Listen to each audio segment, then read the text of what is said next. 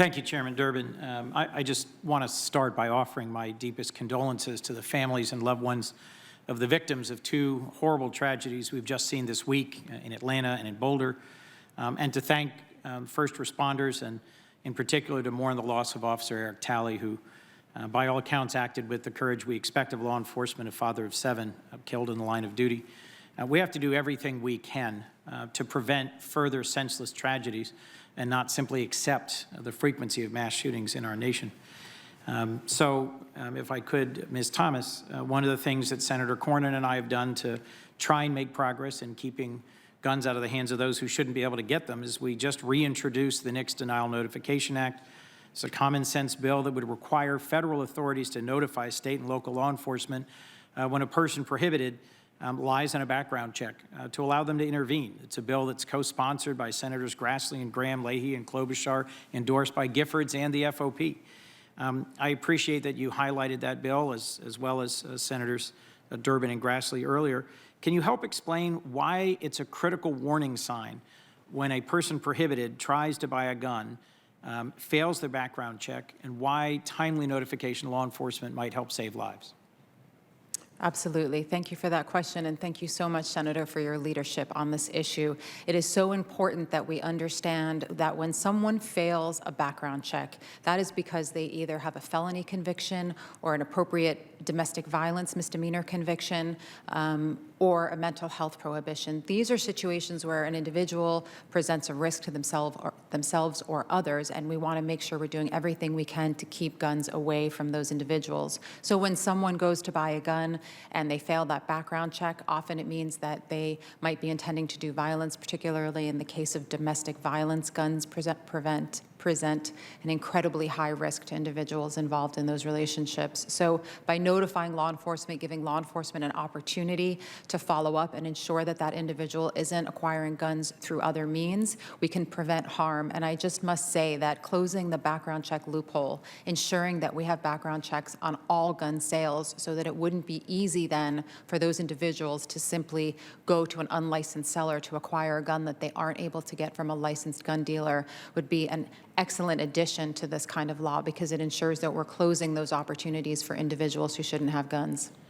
Chief Spagnuolo, in Connecticut, as in 13 states, you perform the reference in and out of the national NICS check system, so you know immediately.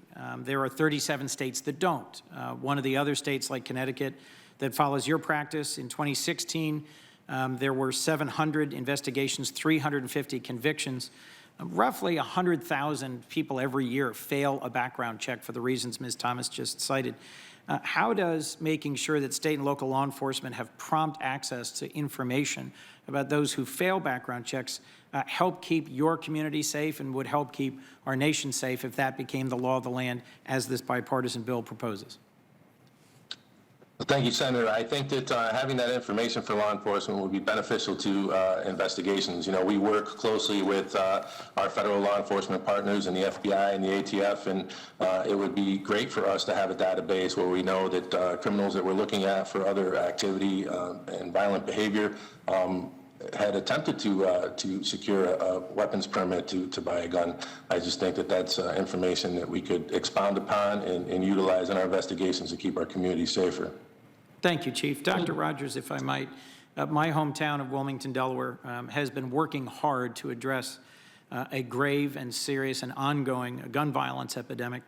You've argued for taking a public health approach to tackling the problem in addition to some of the other measures proposed. Beyond gun violence prevention legislation, what kind of further investments should we be making in our communities to address the root causes of gun violence, and what federal grants or other resources, in your view, have been most effective? Thank you, Mr. Coons, for that question. You know, we've had decades, if not centuries, in this country of structural racism against people of color, and disproportionately intentional gun violence is a manifestation of that structural racism. Chronic disinvestment in communities place vulnerable communities at risk, and federal investment in distressed communities would help upstream factors that have unfortunately led to the downstream impact of gun violence disproportionately in communities of color. I think it's also important to note that we do know that there are some things that work. We've heard today that people who are injured by guns are more likely to be injured again in terms of intentional violence recidivism. Targeting high-risk populations that are likely to injure others is an important strategy, above and beyond just locking them up as Ms. Cotton described. There are impacts on mental wellness that can be addressed through cognitive behavioral therapy and other proactive interventions to prevent a person who has shot someone from shooting someone else again.